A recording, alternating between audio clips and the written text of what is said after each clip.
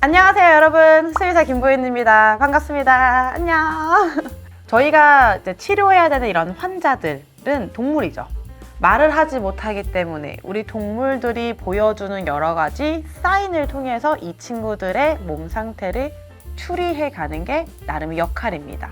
이제 제가 앞으로 탐정으로서 동물들의 행동들을 단서로 모아서 현재 상태가 어떤지 알아내 보려고 합니다.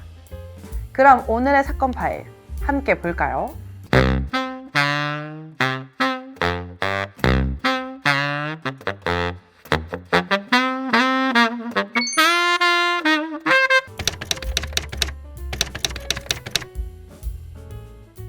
최근 보호자는 자신의 강아지가 갑자기 물을 많이 마신다는 사실을 발견했습니다. 이건 단순한 갈증일까요? 아니면 이 사실 하나가 질병의 단서가 될 수 있을까요?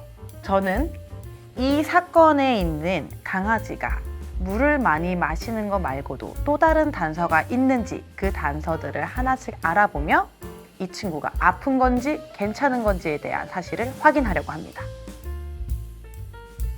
첫 번째 단서는 비어있는 물그릇이었습니다. 의뢰해주신 보호자님은 보통 평소엔 물을 줬을 때 좀 마시고 조금은 남겨놓고 자주 반복해서 먹었다고 했는데 최근 분명히 물을 줬는데 뒤돌아 있으면 물그릇이 비어질 정도로 한꺼번에 많이 마신다라고 말씀해 주셨습니다. 강아지는 보통 체중 1kg당 약 50ml 정도의 물을 하루에 먹습니다. 5kg짜리 강아지는 약 하루에 250ml를 먹는 게 정상 급수량이죠. 그러나 체중 1kg당 마시는 물이 하루에 50ml를 훨씬 넘는다면 이거는 조금 과도하게 물을 많이 마실 수가 있습니다. 자, 물을 많이 마신다는 이 단서 하나로 질병이다 라고 추리할 수 있을까요? 솔직히 물이라고 보죠. 물을 많이 마신다는 거는 갈증을 느낀다라는 거고, 갈증을 느끼는 거는 단순 상황에 따라 충분히 발생할 수 있습니다. 평소 움직임이 없다가 최근 과도하게 움직임이 많아졌으면, 최근 너무 더워졌거나 요즘처럼 추울 때에는 온풍기를 과도하게 틀 때에도 아이들이 헥헥거리면서 갈증이 늘어날 수 있습니다. 또한 식단이 건식 위주로 확 바뀌었다면 이 세 가지 모두 갑자기 이 아이에게 갈증을 유발할 수 있는 외부적 상황이기 때문에 평소에 먹던 물에 비해 물의 양이 많아진 것은 지극히 정상입니다. 하지만 저에게 사건을 의뢰해 주신 이 강아지는 평소와 다름없이 똑같이 생활하고 있었으며 식단의 변화가 전혀 없었음에도 불구하고 물을 많이 먹기 시작했다고 합니다. 두 번째 단서는 소변량이 많아졌다. 보호자께서는 강아지가 화장실을 너무 자주 가고 심지어 실수까지 한다고 얘기를 해주셨습니다. 소변량이 많아졌다. 이거는 질병과 연관지을 수 있을까요? 일단 물을 많이 마신다면 소변량이 많아지는 것은 지극히 정상적인 기전입니다. 그래서 마신 만큼 나온다. 이거는 오히려 질병이라고 의심하기가 어렵습니다. 만약에 물을 많이 마시는데 오히려 소변량이 늘지 않았다? 아니면 오히려 소변이 줄었다? 이거는 심각한 신장 질병, 즉 콩팥 질병을 의심하므로 이럴 때는 빠르게 이 두 번째 단서만으로도 병원에 가야 합니다. 그러나 물을 많이 마셨는데 소변이 많이 나온다? 이 상황 자체, 이 단서 자체로는 질병으로 추론하기 어렵죠. 세 번째 단서는 입마름 및 입냄새입니다.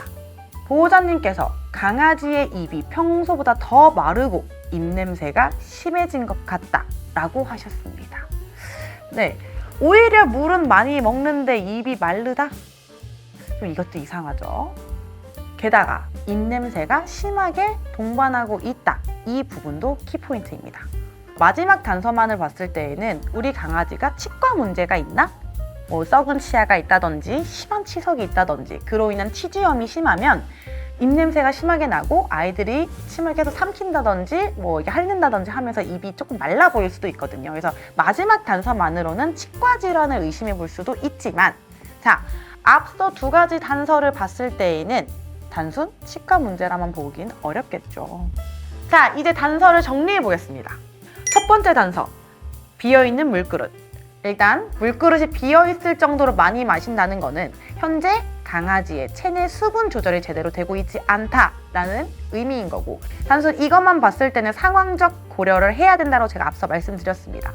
그러나 상황적 변화가 전혀 없다라고 한다면 왜 체내 수분은 불균형이 일어날까? 이쪽으로 생각을 해야겠죠. 두 번째 단서, 많아진 소변량.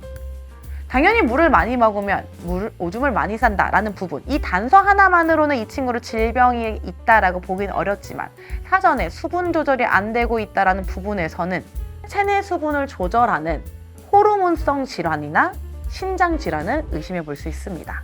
거기에 마지막 세 번째 단서, 입냄새와 입마름. 일단 입마름 증상 자체가 체내 수분 조절이 안 되니 탈수를 의심할 수 있고요. 체내 수분 조절이 안 될 경우에도 생길 수 있는 입냄새는 신장 질병이 있을 경우 요독증이라는 우리 몸에 독소가 쌓이면서 입냄새가 심해질 수 있고요. 당뇨나 쿠싱 질환처럼 내분기 질환에서도 특유한 그런 입에서 나는 냄새를 유발할 수가 있습니다. 이 세 가지 단서를 종합했을 때 의심할 수 있는 이 용의자들, 즉 질병들은 크게 세 가지입니다. 당뇨병, 쿠싱 질환, 신장 질환입니다. 우선 당뇨병은 혈액 내에 당이 너무 많아져서 체내 수분량을 조절하지 못하게 만들어서 물도 많이 먹고 그로 인한 오줌도 많이 싸고, 또한 입에서 단내 같은 것을 나게 하고 치석을 훨씬 심화시키고 염증을 심화시켜서 입냄새를 나게 하는 질병이고요. 신장질환 같은 경우에는 우리 몸에서의 이제 노폐물을 배설하면서 수분 조절을 하는 제일 중요한 기관 중 하나인데요. 심장이 안 좋으면 수분 조절이 제대로 되지 못해서 갈증을 쉽게 느끼게 되고 물도 많이 먹고 더 묽은 오줌도 싸게 되고, 게다가 노폐물 배출이 제대로 되지 않는다면 입냄새도 심하게 만들 수 있는 질병입니다. 그리고 마지막으로 쿠싱 증후군은요, 스트레스 호르몬이 너무 과다하게 나와서 생기는 내분비계 질환인데요. 이 또한 수분 조절이 안 돼서 그래서 물을 엄청 많이 먹고 오줌을 많이 싸고 그렇게 되니까 입도 마르고 그런 게 쿠싱 증후군입니다. 따라서 보호자님이 반드시 체크해 주셔야 될 거는 하루에 애가 물 먹는 용량이 정말 많은지에 대한 정확한 미리 체크.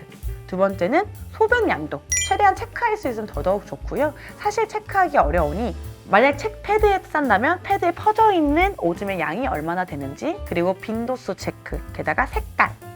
오줌을 많이 쌀수록 물에 가깝게 맑아집니다. 이 체크가 반드시 중요하죠. 거기에 더더욱 전신질환일수록 기력이 떨어진다든지 이런 2차적인 문제가 생길 수 있으니 혹시라고 하면서 아이의 활력 체크를 해주시는 게 중요합니다. 우리 아이와 가장 많이 있는 거는 우리 보호자님들이잖아요. 보호자님도 저와 함께 탐정이 되셔서 이 아이들이 보여줄 수 있는 단서들을 하나씩 찾아감으로써 이 아이들이 아프지 않고 행복하게 살 수 있게 도와주시면 감사하겠습니다. 전 다음에도 다른 사건 파일을 가지고 여러분들과 같이 추리해 가도록 하겠습니다. 여러분, 그럼 안녕!